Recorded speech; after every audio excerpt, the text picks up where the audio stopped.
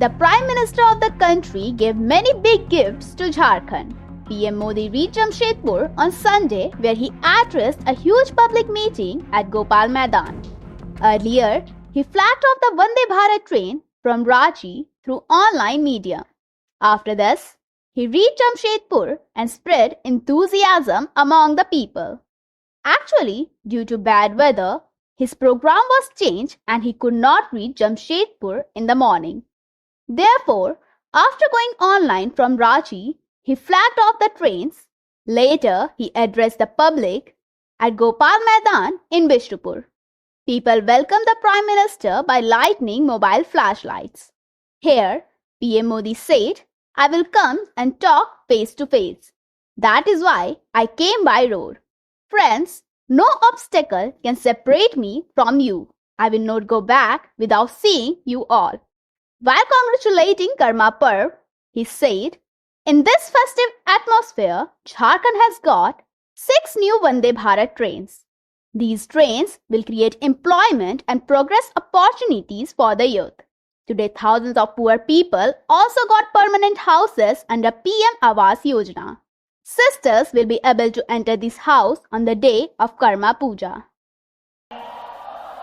बहनें अपने भाई की लंबी आयु के लिए प्रार्थना करती है। आज आपका ये भाई अपनी बहनों को अपने पक्के घर का उपहार देकर धन्य हो गया है। साथियों, कुछ ही महीने पहले मैं लोकसभा चुनाव के दौरान भी आप सबका आशीर्वाद मांगने झारखंड आया था। पूछ रहा है, क्या चंपई सोरेन जी आदिवासी नहीं थे क्या?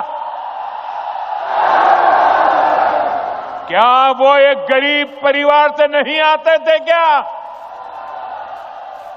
लेकिन जिस तरह उन्हें अपमानित किया गया, जिस तरह मुख्यमंत्री की कुर्सी कब्जाने के लिए उन्हें अपमानित करके हटाया गया, उससे झारखंड के हर गरीब आदिवासी का दिल गहरी चोट पहुंची है, दुख से भरा हुआ है।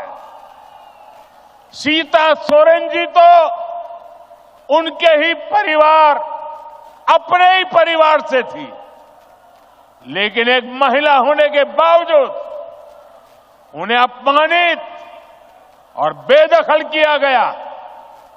इसका जवाब झारखंड का हर आदिवासी देगा।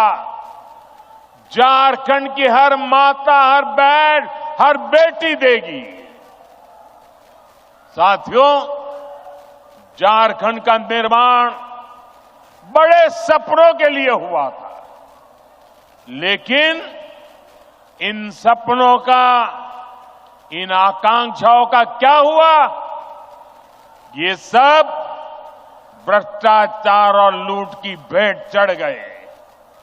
और आप जानते हैं, इस देश की सबसे बेईमान और महाभ्रष्ट पार्टी एक ही है, कांग्रेस पार्टी। इस देश का सबसे भ्रष्ट परिवार एक ही है, कांग्रेस का परिवार। भ्रष्टाचार की सारी धाराएं वहीं से निकलती है। ये जेएमएम वाले भी उसी स्कूल से ट्रेनिंग लेते हैं और उस स्कूल का नाम है कांग्रेस स्कूल ऑफ करप्शन। क्यों? मैं घुसपैठ की बात कर रहा था। संथाल परगना में आदिवासियों की आबादी तेजी से कम हो रही है। यहां के लोगों की जमीनें हड़पी जा रही है। घुसपैठिए पंचायतों पर, व्यवस्था पर कब्जा कर रहे हैं। बेटियों के साथ अत्याचार की वारदातें बढ़ रही है। झारखंड के शहर हो या झारखंड के गांव, इस घुसपैठ के कारण हर झारखंडी असुरक्षित महसूस कर रहा है। साथियों, सच्चाई ये है कि जेएमएम के लोग बांग्लादेशी और रोहिंग्या घुसपैठियों के साथ खड़े हैं। ये घुसपैठिए और कट्टरपंथी जेएमएम को भी अपने कब्जे में लेते जा रहे हैं। इनके लोग झारखंड मुक्ति मोर्चे के भीतर भी घुस गए हैं। जानते हैं ऐसा क्यों हुआ? क्योंकि जेएमएम में कांग्रेस का भूत घुस गया है।